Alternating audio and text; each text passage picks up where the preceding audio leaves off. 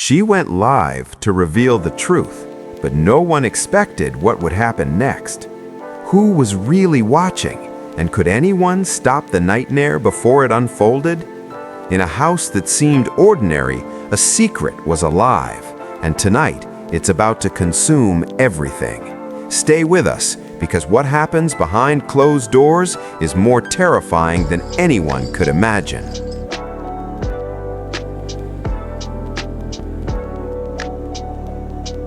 She pressed go live with a thumb that wouldn't stop shaking.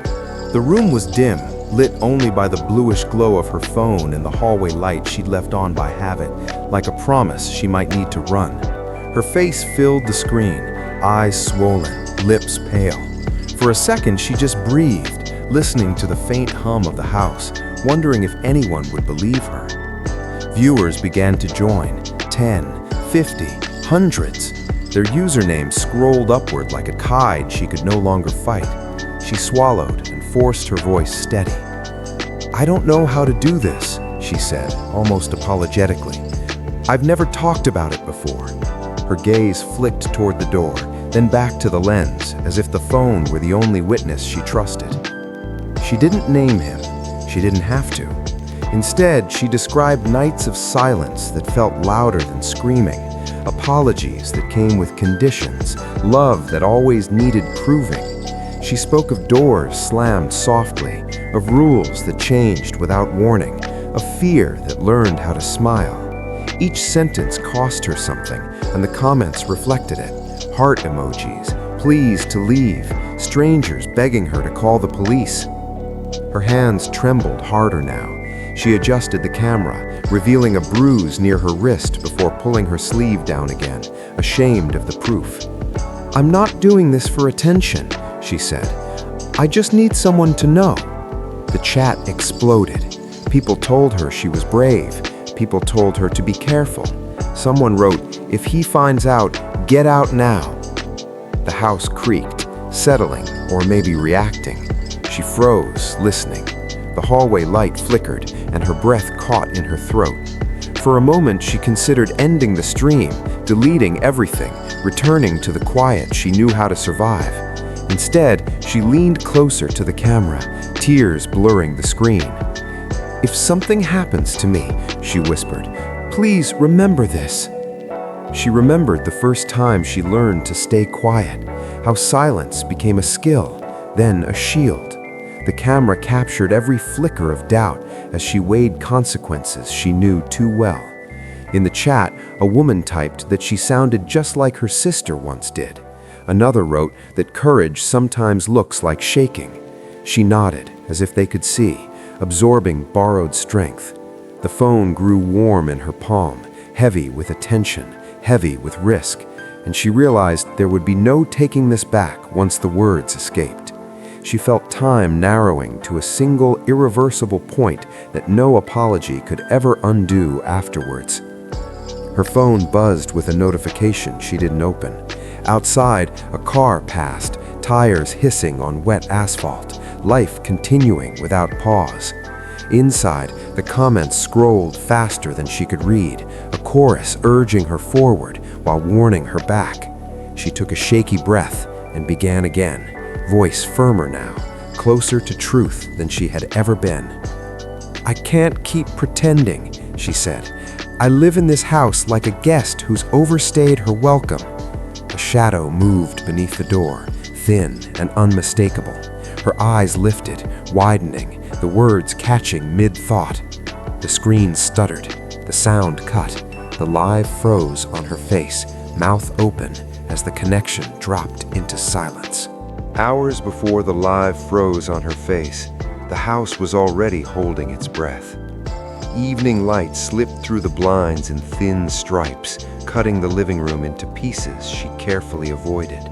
She moved quietly, as if the walls were listening, stepping around a coffee table scarred by old rings and newer apologies. The silence was familiar, trained into her like a reflex, and she wore it the way others wore coats. In the bathroom mirror, she studied herself with practiced detachment. A faint bruise bloomed near her wrist, yellowing at the edges. evidence she debated hiding or honoring. She tugged her sleeve down, then up again, arguing with the version of herself that had learned to minimize. The sink dripped. Once, twice. She flinched anyway. Every sound felt like a warning that could turn into a reason. She checked her phone and deleted a draft message she'd written to no one in particular. It said she was tired. It said she was afraid. It said she was done. None of those words felt safe to send. Instead, she opened TikTok and scrolled past smiling faces, dances, recipes, a world that seemed to function without fear. She wondered how many of them were pretending too. The bedroom door creaked as she pushed it open. Clothes lay folded too neatly, arranged the way he liked, colors aligned to keep peace. On the nightstand sat a small stack of books she never finished, their spines unbroken, promises postponed. She sat on the edge of the bed and pressed her palms together until her fingers tingled, grounding herself in sensation. If she focused on the physical, the emotional stayed manageable. She remembered the first rule she learned: don't provoke.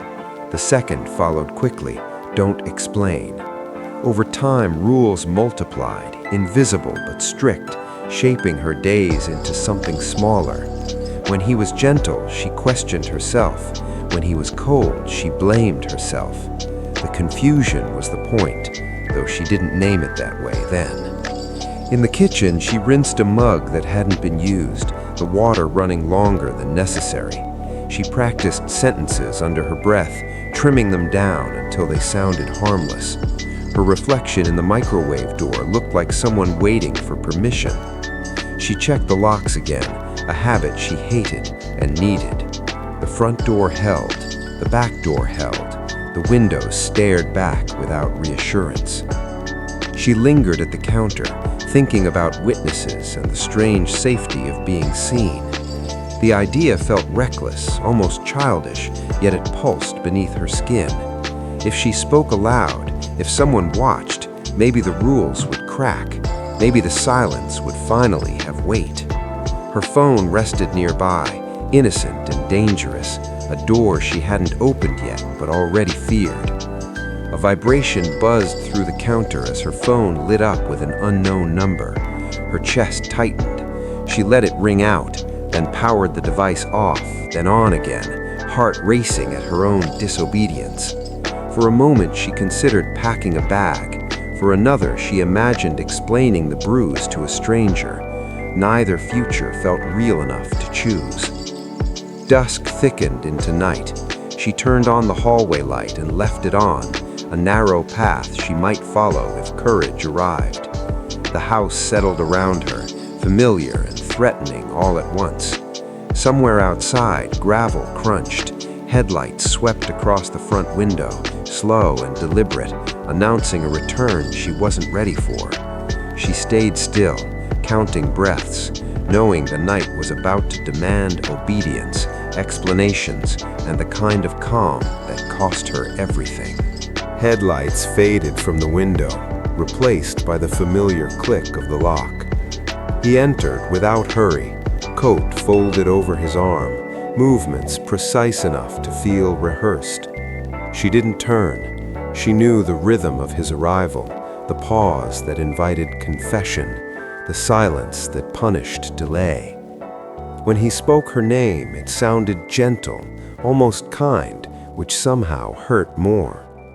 He moved through the house as if checking inventory, eyes noting details she missed. The hallway light pleased him. He commented on it, approval disguised as observation. "Long day?" he asked. She nodded, measuring every breath.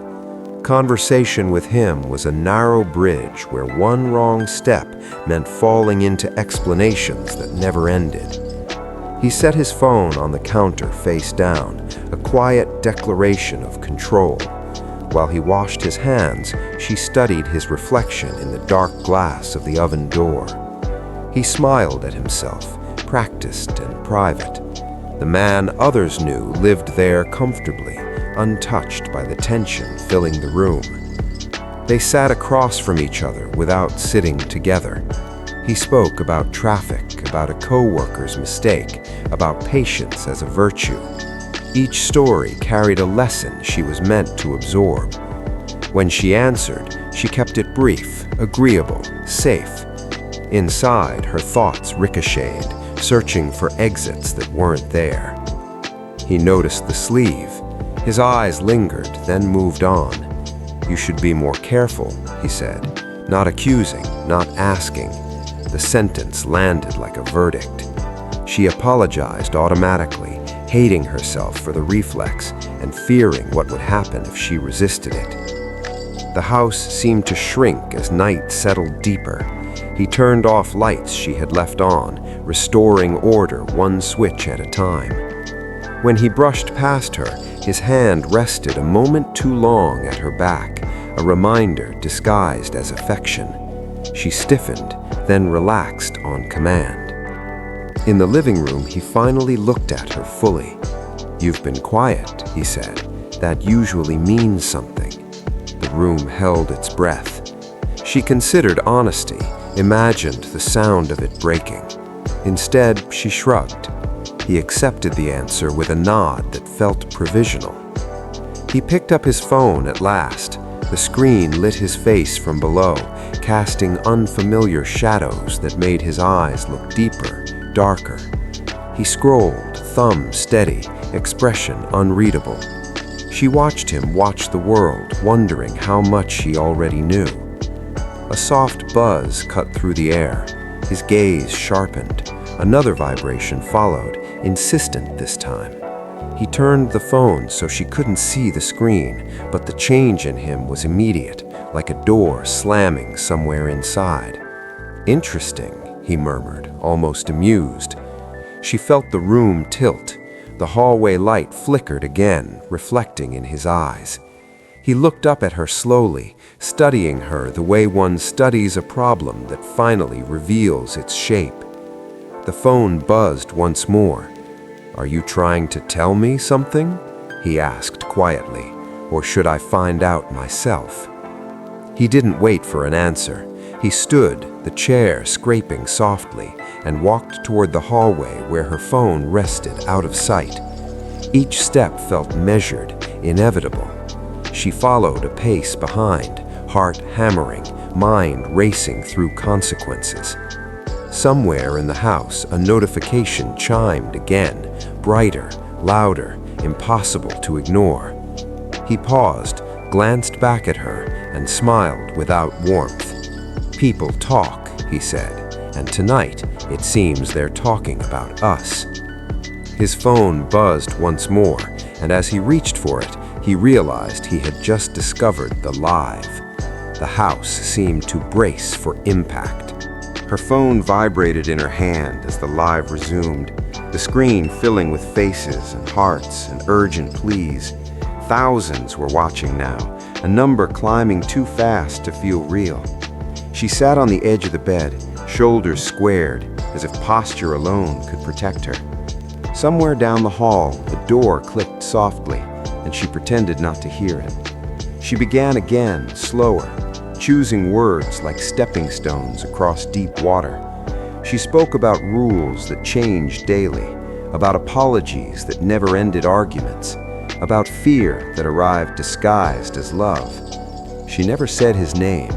The comments begged her to. Others warned her not to.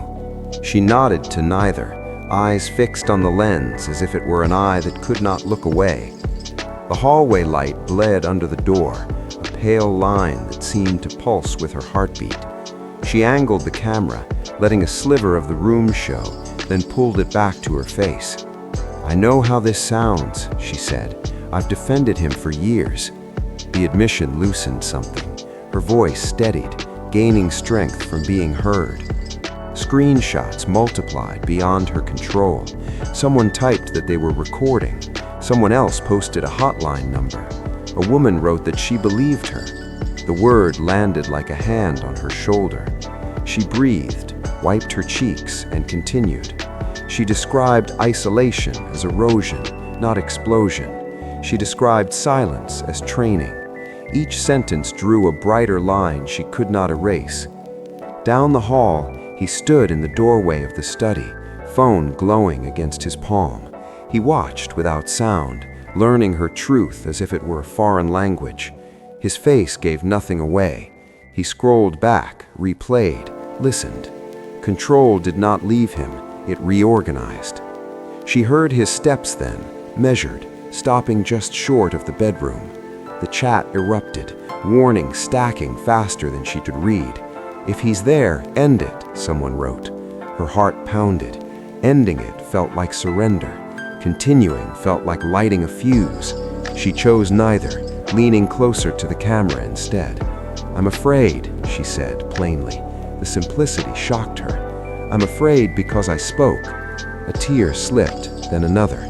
She lifted her sleeve again, showing the bruise for half a second, proof offered and withdrawn. Gasps filled the comments. Her phone shook with notifications.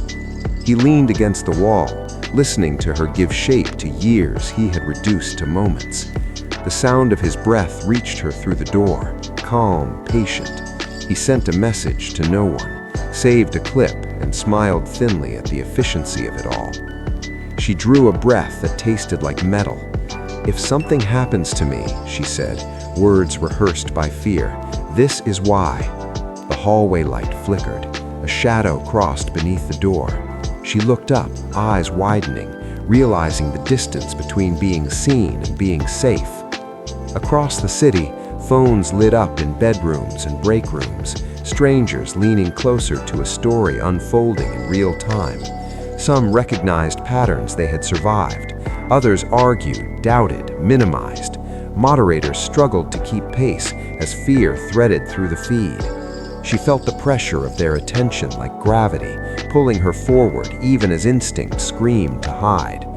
The idea that witnesses could change outcomes felt fragile, almost naive. Still, she kept speaking, anchoring herself to the present, hoping volume might become protection, hoping numbers might become a shield, before the night decided otherwise and turned belief into danger for everyone watching in helpless silence everywhere. The screen stuttered as the connection strained.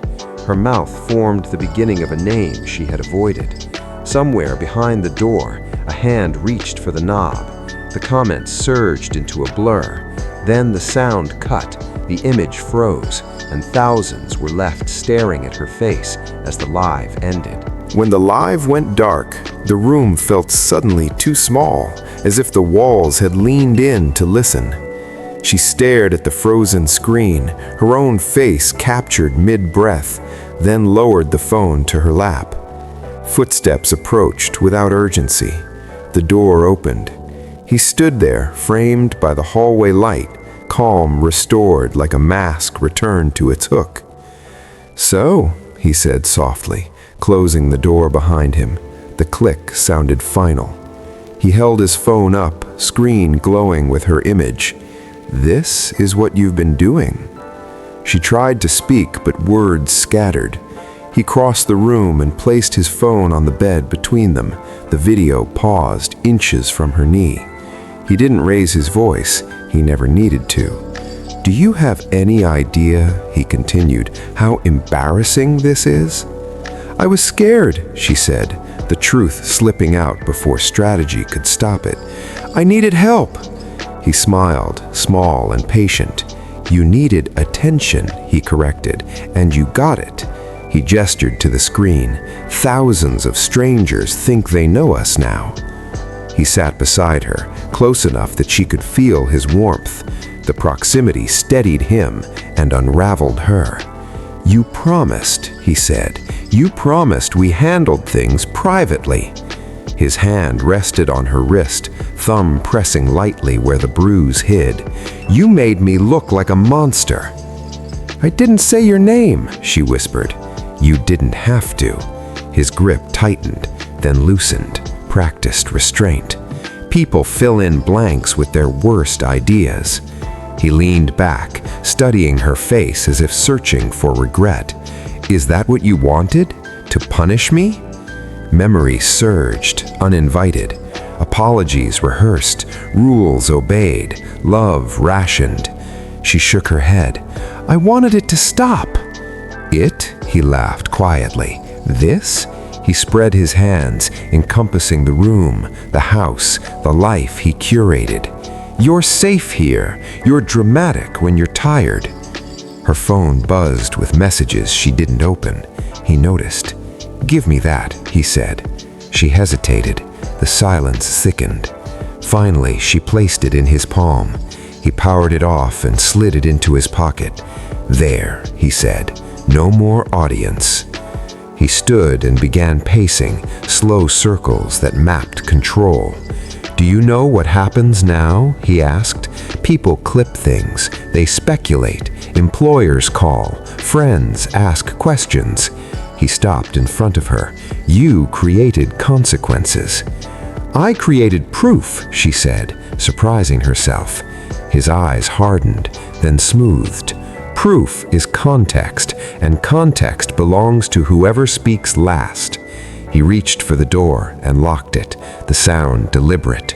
We'll talk until you remember that. Her pulse roared. You can't keep me here. I can, he said gently. I already am. Outside, a car passed. Inside, the house held its breath. He returned to the bed and sat, knees angled toward her, blocking the exit. We're going to fix this, he said. You'll apologize. You'll say you were overwhelmed. People love a redemption arc. She looked at the door, at his calm certainty, and understood the trap closing. Somewhere beyond the walls, thousands waited for an ending. Here, he waited for obedience. He leaned closer, lowering his voice. Say it, he instructed, and this all goes away. She searched his face for a crack and found none, only the steady confidence of someone used to being believed. The house ticked with ordinary sounds, a clock, pipes, the distant hum of a refrigerator, each noise insisting on normalcy. He waited, patient as a judge, letting the silence press until it felt heavier than fear. In her chest, panic thrashed, then focused, sharpening into resolve she barely recognized. She thought of the comments, the hands reaching through glass, the promise she'd made to remember. Her mouth opened, then closed. The words he wanted hovered, easy, practiced, a surrender she knew by heart. Instead, she met his eyes and said nothing. The refusal was small, invisible, but it changed the air. His jaw tightened. He stood again and checked the lock, then the windows, restoring order with methodical care. When he returned, he spoke softly, tender. We have all night, and I am patient. Tonight. The night stretched thin and merciless, each minute scraping past like a blade. He turned off the last lamp and the house fell into a controlled darkness, shadows arranged to his liking. She sat on the bed, hands folded, listening to his footsteps measure rooms, doors, windows, ownership. The lock clicked again, unnecessary but instructive. He spoke calmly, explaining consequences as if teaching a lesson. She listened, nodding when required, heart racing ahead of his words. Time felt elastic, expanding around her fear. When he paused, silence became a test. She failed it by breathing too loudly. She thought about leaving anyway, about running barefoot into the street, about neighbors who waved but never asked. The house answered with quiet certainty. There would be no witnesses here. Her phone remained trapped in his pocket, its absence louder than any alarm. He offered water. She drank. He apologized for her stress. She thanked him. The ritual soothed him. It hollowed her out. He reminded her how much he'd done, how much he protected, how easily things could spiral if she kept talking. She watched his mouth shape care, learned to hear threat. At some point, he sat beside her again, close enough to block movement without touching. "Sleep," he suggested, benevolent. She lay back, fully clothed, eyes open, counting breaths to stay present. The ceiling fan hummed, chopping the dark into pieces she tried to follow. Memories intruded uninvited. The first shove explained away, the apology flowers, the rules. She recognized the pattern tightening now, familiar as a knot. Panic rose, then steadied into something colder. If she slept, the night would decide for her. He checked his phone, scrolling, composing, deleting. She wondered who he was speaking to, who he needed to be believed by. Outside, wind moved through trees, branches scratching softly, a sound that could have been escape if it were closer. Hours passed without measure. He stood, stretched, opened the bedroom door a crack, listening. She saw the calculation, the readiness. When he returned, his voice softened. "We're fine," he said, as if reassuring himself. "This stays between us." She swallowed. "I want to leave." He smiled, almost fond. "Not tonight." Something snapped quietly. She slid off the bed and walked toward the door. He intercepted her with ease, grip firm, practiced. She didn't scream. She understood then how silence had been trained. He guided her back, murmuring calm, restoring positions like furniture. The house seemed to lean closer. Her chest burned. She thought of the live, the frozen frame, the strangers who had seen her fear. She wondered if anyone would come. She wondered how long truth lasted without sound. He moved toward the hallway again, checking locks one final time. She waited for the moment he turned his back. It came and went. Opportunity shrank. The night closed ranks. A noise broke the quiet, sharp and unmistakable. He stopped. She froze. It came again, a distant thud, then voices outside, muffled, uncertain. He frowned, listening. Sirens rose faintly somewhere far away, not for them, maybe never for them. He exhaled and shook his head, dismissing hope. When he turned back to her, resolve replaced patience. "Enough," he said. She backed away until the wall met her shoulders. The house watched, faithful and mute. Whatever happened next would have no witnesses, no audience, no pause button. The night swallowed sound, and the door between rooms stood closed as something ended inside it. He reached for the light switch and stopped, reconsidered, leaving darkness intact. Somewhere a clock ticked, stubborn, alive. She felt herself recede, mind separating from body as a defense learned early. In the stillness, a final sound slipped free, small and human, then vanished. Outside, morning waited, indifferent, while inside the house completed its work, sealing secrets behind ordinary walls. Dawn would arrive to silence, to explanations rehearsed, to a house pretending nothing happened. Morning arrived quietly, as if the house had rehearsed how to look innocent. Sunlight crept through the blinds, touching nothing that could speak. The front door stood unlocked, a small, deliberate mercy. A neighbor noticed first, the quiet wrongness of a morning without movement. She knocked, then called out, then stepped inside when no one answered. The air felt heavy, scented with detergent and something coppery. She backed out and dialed for help with shaking hands.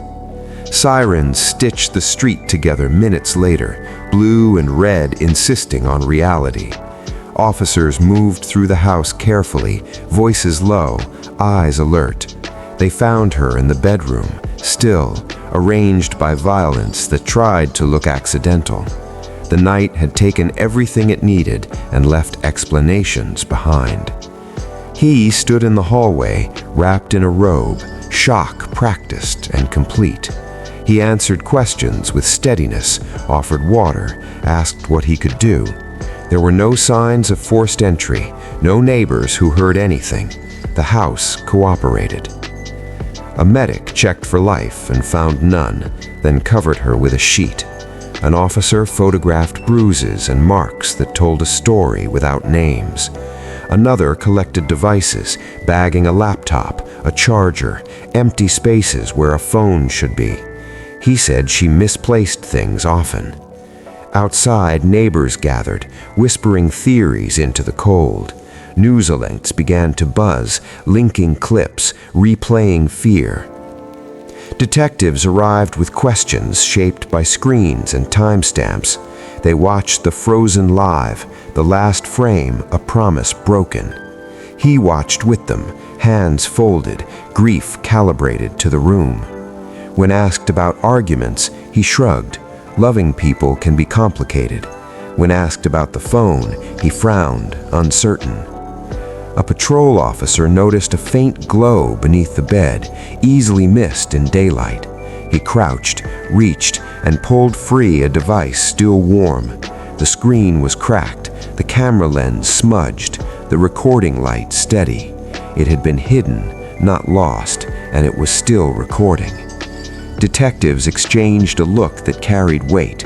Time reassembled itself around the evidence. They sealed the room, logged the device, and called it in. Outside, cameras appeared, grief becoming content by the hour. Inside, the house finally released its secret. He sat alone at the table, hands trembling now that no one watched closely. An officer asked him to come downtown for routine questions. He nodded, relief and calculation crossing his face. As they escorted him out, a detective pressed play. The device captured more than silence, more than darkness. It captured footsteps, a voice, the lock clicking. It captured the house choosing a side. The room filled with sound that would not be buried. Detectives looked at each other again, this time certain. They knew where the night would lead them next.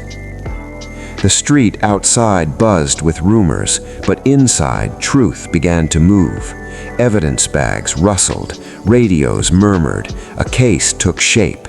Someone whispered about charges, another about timelines. The phone kept recording, indifferent, precise. In its memory lived the night the house refused to witness.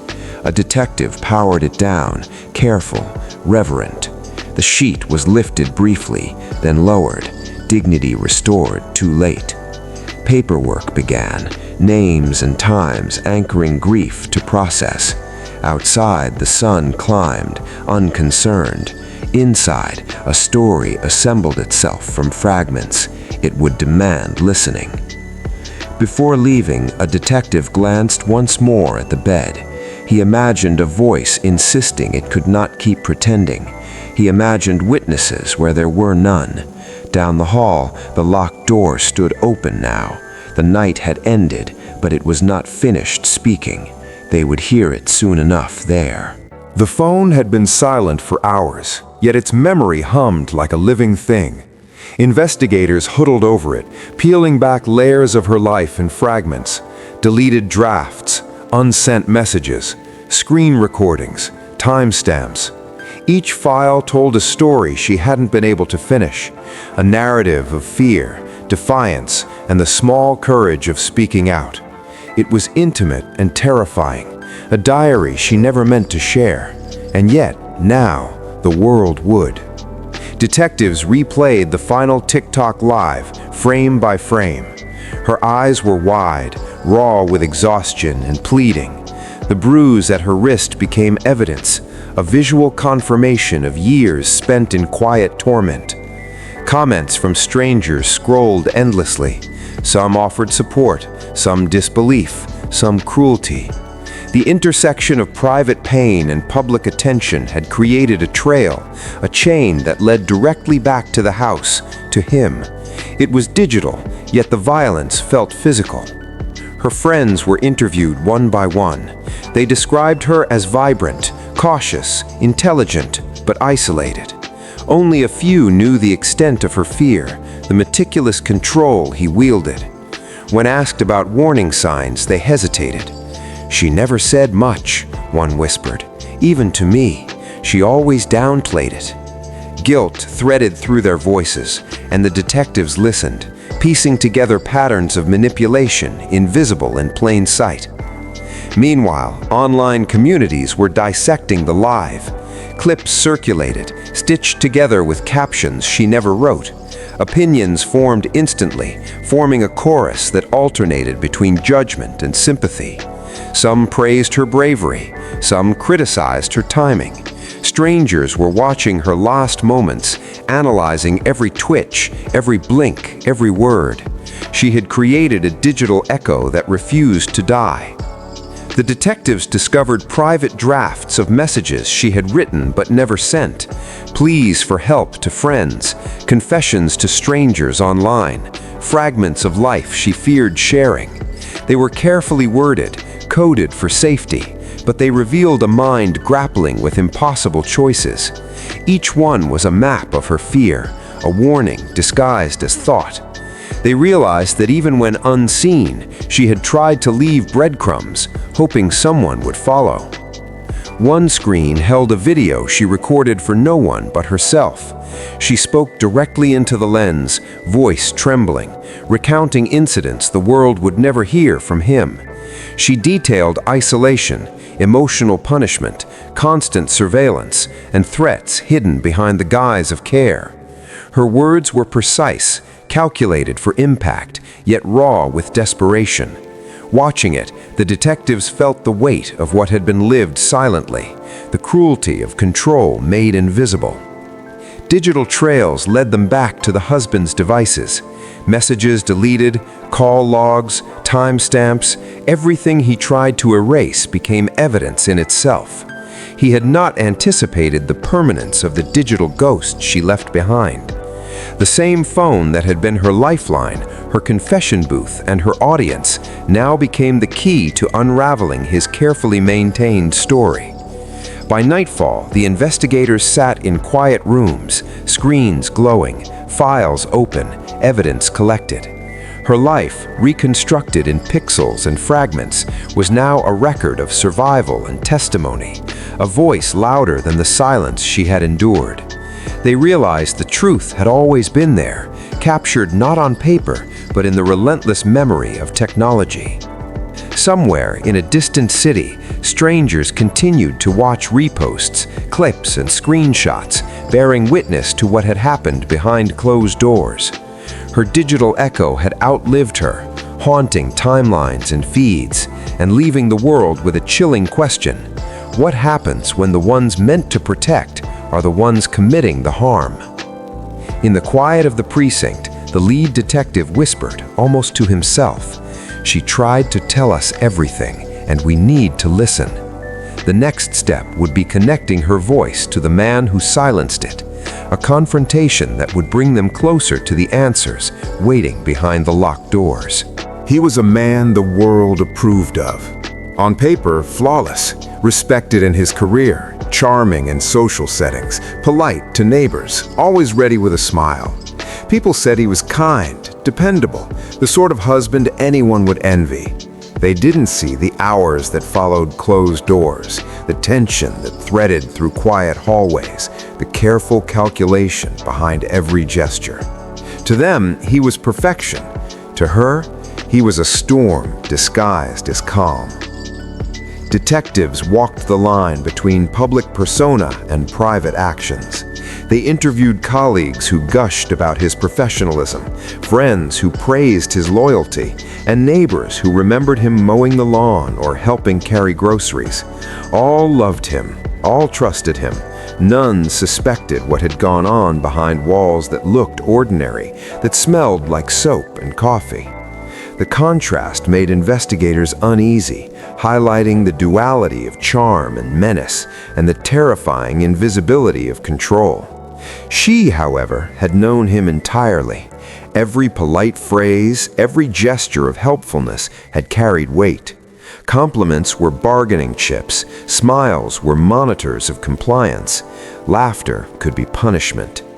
In her memories, he loomed larger than life, a presence capable of shifting the air around him, capable of making entire nights feel like a sentence.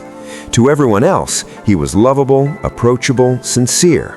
She had existed in the shadow of that image for years, quiet, unseen, unheard. Interviews with friends and family revealed another layer. Some noticed her absence, her quiet demeanor, her evasive responses, but they explained it away. She was private, sensitive, reserved. They didn't question why her eyes often darted to the floor or why she flinched when he entered a room. They remembered dinners and birthdays and happy moments, and those memories cemented their trust in him, their belief that he was a good man. Online, the narrative of charm and reliability persisted.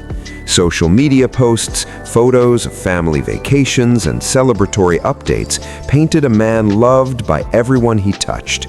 Commenters wrote praise, likes multiplied. His reputation became a shield.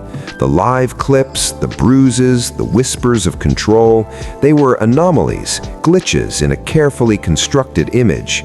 And anomalies are easy to dismiss, easy to rationalize, easy to ignore. Detectives noted the cruel irony. The more loved he was publicly, the more isolated she had become privately. The duality made unraveling the truth harder. Witnesses questioned her credibility in hushed tones. The court of public opinion could be manipulated. Everyone loved him. She had no one left who could unequivocally defend her. Yet small cracks appeared in the facade. Private messages, screenshots, and fragments from the live stream contradicted the narrative of a perfect man. A colleague mentioned a tense interaction she had once described. A neighbor recalled hearing arguments but had convinced herself it was nothing. Investigators traced patterns of control masked by charm. Slowly, a picture emerged. The man everyone loved was also the man who silenced her, who monitored, who terrorized, who kept her alive just enough to maintain appearances. In her absence, the contrast became stark, a life publicly celebrated and a life privately stolen. Her phone, still held as evidence, whispered the truths everyone else had missed. Clips played over and over, snippets of fear and courage juxtaposed against photos of him smiling at a barbecue, shaking hands at a work function, comforting a neighbor. The lead detective muttered under his breath, "The world believed him, she couldn't." And as he reviewed the evidence, he realized the next step was to confront the man behind the mask, to see if charm could protect him when silence no longer existed. Outside, the world continued to love him. Inside, the house held the echoes of a life it could no longer contain. The courtroom smelled of polished wood and stale coffee, a neutral space that tried to impose order on chaos. She wasn't there, but her presence lingered like smoke. The TikTok Live played on a large screen, frozen frames looping her fear, her bravery, her truth. The prosecution relied on it heavily, pointing to the footage as evidence, a digital cry for help that no one had answered in time. Every eye in the room shifted uncomfortably, aware that what they were witnessing had real consequences. Her absence made her words weightier. Witnesses testified, recounting details of the abuse she had hidden, the bruises, the silenced phone calls, the coded messages to friends who had failed to intervene. Each revelation was a blow against the husband's carefully curated image. Yet the defense was ready, framing her actions as impulsive, exaggerated, unstable. They questioned her motives, suggesting she had sought attention or fabricated fear for sympathy. The juxtaposition of her digital bravery against the narrative of instability made the room tense, every listener unsure of whom to believe. Her story, mediated through recordings, screenshots, and testimonies, became a battleground. The judge reminded the jury that digital evidence was admissible, but must be contextualized. Lawyers debated tone, timing, and intent as if trauma could be dissected in a spreadsheet. Every phrase was measured, every clip analyzed, every gesture interpreted for meaning. The cost of truth was now a trial, public and merciless, replayed for scrutiny. Family and friends appeared as witnesses, their voices shaking, recounting years of subtle manipulation she had endured. They described the isolation, the calculated control, the invisible chains. Some confessed guilt for not intervening sooner, shame bleeding into their words. Each testimony carved away at the facade of charm he had maintained, but it was slow work. Public perception lingered, sticky and resistant. The husband smiled occasionally, polite and composed, a man everyone had loved, once again playing the part. Outside, social media reflected the courtroom drama. Clips of her live, of fragments of her life, circulated with commentary ranging from sympathy to skepticism. Hashtags proliferated, dividing public opinion. The cost of telling the truth extended beyond the room. It spread into feeds and timelines, into strangers' judgments, and into her absence, where she could neither defend herself nor see justice unfold. The prosecutor paused the video, pointing to her expression at the moment she had shown the bruise, the slight tremor in her hands. She tried to speak, he said, and this is the proof that should have protected her. He looked to the jury. But speaking has a price, and for her, that price was her life. The weight of the statement settled heavily in the room. Silence answered, thick and uncomfortable, like the house where she had lived, where fear had been her only companion. Meanwhile, the defense painted her as unreliable, a woman whose emotions had guided decisions too far, a life lived online with consequences she hadn't considered. People create their own narrative, one attorney said. She made choices that endangered herself and then blamed him. The words hung, cold and precise, framing her courage as recklessness. The lead detective watched, thinking of her phone, the recordings, the fragments of her life that had been stitched together for evidence. The truth had been clear to those who had looked, but public perception could twist it, dilute it. The cost of telling the truth, he realized, was never just legal. It was emotional, social, digital, permanent. At the back of the courtroom, a juror whispered, "How do you judge someone when half the story is alive and the other half is dead?" The question lingered in the air as lawyers prepared closing arguments. Outside, cameras flashed. Inside, silence waited.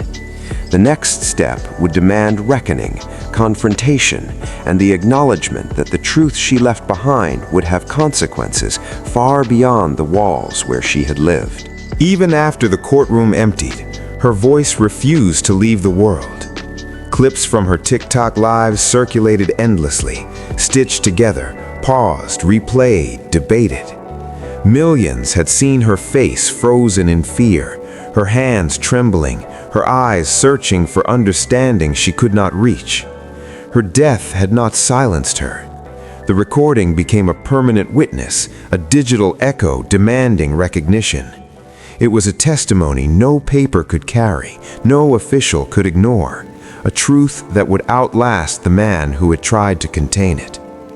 Online, strangers pieced her story together, replaying her last words frame by frame. Hashtags multiplied, campaigns launched, awareness spread. Some empathized, sending condolences. Others dissected her choices, judging her courage as recklessness. Her life became a prism through which people projected their own fears, regrets, and unspoken experiences. The same platform she had used to speak now amplified her absence. Each notification, Each repost was a reminder that truth had consequences far beyond the walls of her home. The husband, meanwhile, had been stripped of his carefully curated image, yet he retained his composure. To the public, he smiled, nodded, performed grief, and deflected questions. Investigators knew the image was a thin veneer. Behind it lay the man who had silenced her physically and mentally for years. He appeared calm, charming, untouchable to those who had never met the woman who had lived in shadows. But the digital ghosts she left behind were persistent, relentless, and impossible to delete. In the police evidence room, the lead detective watched her last recording again. He noticed details previously missed, the faint flicker of light from the hallway, the way she paused before mentioning fear, the subtle tremor of her wrist as she attempted to show the bruise. Every motion carried weight, every word was deliberate. She had known cameras could witness, could protect, could bear witness when no human had. She had created a permanent record, a legacy of bravery and tragedy intertwined. Friends who had been too late to intervene sent statements, remorse threaded through their words. They admitted guilt, anger, regret. They acknowledged the cost of silence and the impossibility of reversing what had been done. In her absence, they became witnesses through memory, through testimony, through acknowledgement. The world had caught glimpses of her life, glimpses of her fear, glimpses of her humanity. And they all bore the weight of the question she had left behind. What happens when the ones meant to protect are the ones committing harm? Her husband watched clips in silence, holding each other. They grieved not only for her death, but for the years they hadn't known, for the hours spent pretending everything was fine. The digital echo allowed them to see pieces of her courage, pieces of the truth that had been too dangerous to speak aloud. Each frame was a bittersweet affirmation of the daughter they loved and a life stolen from them too soon. The husband's trial loomed, though public perception was fractured. Millions had witnessed the crime through her eyes, yet in courtrooms and offices, debates about intent, control, and culpability persisted. Her voice was evidence, but also accusation, immortalized on servers and screens. The fight for justice had become a shared responsibility, digital and human, intertwined. Late at night, the detective powered off the final copy of her recording, letting silence fall over the room. He thought about the lives it had touched, the awareness it had sparked, the pain it had forced into daylight. He thought about her, alone in a bedroom that was both refuge and prison, speaking courage into a world that could not save her in time. Her last words, "If something happens to me, please remember this," were no longer just a plea. They were a command, a legacy, a testament. She had spoken when no one else could, leaving a record that refused to die. And though the house had tried to keep her secret, the world now held it. The live, in a way, had never ended. It lived on in feeds, in memories, in hearts that would not forget. Even in absence, she had become impossible to ignore. Even in silence, she demanded acknowledgement. Even in death, she spoke louder than any voice in the room, any witness in the courtroom, any mask worn by the man who had silenced her. The live was eternal, and so was the truth.